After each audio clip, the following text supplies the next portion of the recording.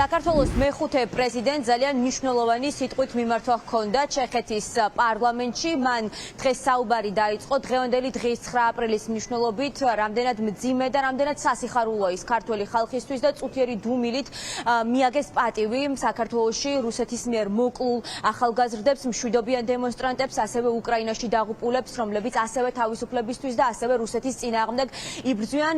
საქართველოს მეხუთე პრეზიდენტმა დღეს ასევე გაავლო პარალელი 9 აპრილს ახალგაზრდებთან, რომლებიც ქვეყნის დამოუკიდებლობისთვის იბრძოდნენ და იმ ადამიანებთან, რომლებიც ახლა დღესაც დგანან ქუჩაში პარლამენტის წინ და სწორედ იგივე ცდილობენ, რასაც 36 წლის წინ ქართველი ხალხი. სალომე ზურაბიშვილმა თქვა ისიც, თუ რამდენად მნიშვნელოვანია და რამხელა გავლენა აქვს რუსეთს იმ ჰიბრიდული მეთოდებით, რომლითაც ცდილობს ჩვენი ქვეყნის ხელში ჩაგდებას დღეს 2025 წელს და მან დაასახელა ამ ჰიბრიდული მეთოდების რამდენიმე ტიპი, რომ ეს არის არჩევნებით манипуляция, ანუ არჩევნების გაყალბება, უზურპირება ყველა იმ სახელმწიფო უწყების, რომლითაც შემდგომში უკვე ქართულ ხალხზე, საქართველოს დამოუკიდებელ მოსახლეობაზე ახდენენ ზეგავლენებს, ასევე რეპრესიებს და ასევე სალომე ზურაბიშვილმა თქვა, რომ რუსული გავლენა საქართველოში გამოიხატება ერთი ადამიანის ხელით, ეს არის ბიძინა ივანიშვილი, მისი სახელი და გვარი დღეს არ დაუსახელებია, თუმცა ყველანაირად მიანიშნა, რომ სწორედ ერთი ადამიანი არის პასუხისმგებელი იმ ყველა სახელმწიფო უწყების უზურპირებაზე რუსეთის მიერ, რომელიც დღეს სახეზე გვაქვს.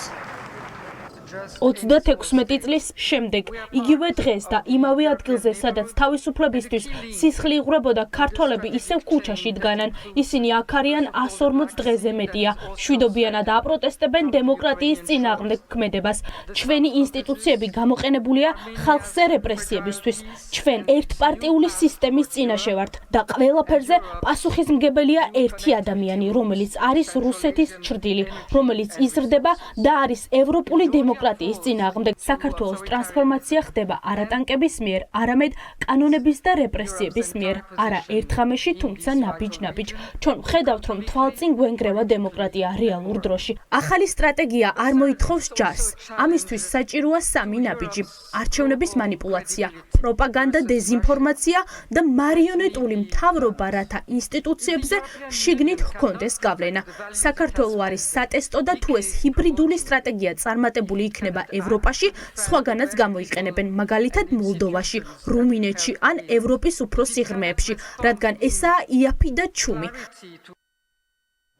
სწორედ იმ მძიმე პოლიტიკური კრიზისიდან გამოსავალი, რომელიც ახლა არა მხოლოდ საქართველოში, არამედ მთელს ევროპაში არის გამოწვეული რუსული ჰიბრიდული ომის მეთოდების გამო, სალომე ზურაბიშვილმა ევროკავშირს, ზოგადად ევროპას მოუწოდა მეტი რეაგირებისკენ, მეტი ქმედითი ნაბიჯის გადადგმისკენ და ერთ-ერთი ყველაზე მნიშვნელოვანი ბერკეტი საქართველოს მეხუთე პრეზიდენტმა დაასახელა სანქციები, რომელიც იქნება ტარგეტირებული, რომელიც ნამდვილად იმუშავებს.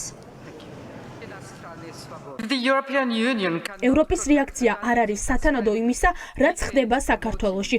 ეს არის ევროპული გამოწვევა და არა მხოლოდ ქართული კრიზისი. სურვილი ქმედებების გარეშე, რომ სწრაფი გადაწყვეტილებები იქნას მიღებული, არის უბრალო სტრატეგია ფურცელზე და ეს ვერ იქნება შემაკავებელი პოზიცია. რუსეთი გვიყურებს და ამზადებს შემდეგ ნაბიჯებს, რაც ტანკებით ვერ შეძლო 2008-ში და უკრაინის წინააღმდეგ. ახლა ცდილობს ახალი ფორმულის გამოყენებით შეძლოს. ახლა უნდა იმოქმედოს ევროპამ. არა მხოლოდ სიტყვებით, არამედ რეალური საპირისპირო სტრატეგიით. ჩვენ ვითხოვთ ახალ არჩევნებს და ეს ვერ მოხდება, თუ არ გვექნება დაკორვების რეალური ინსტრუმენტები.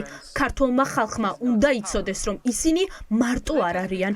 საჭიროა სანქციები, სწრაფი, მიზნობრივი, იმიტომ რომ ესენი მუშაობს, როცა ტარგეტულია. ჩეხეთში ვიზიტის ფარგლებში სალომე ზურაბიშვილი უკვე შეხვდა უმაღლესი პოლიტიკური თანამდებობის პირებს. ამ სიტყვით გამოსვლის შემდეგ კი პირისპირ შეხვედრა უკვე სენატის პრეზიდენტთან და სენატის სხვა წარმომადგენლებთან არის ჩანიშნული.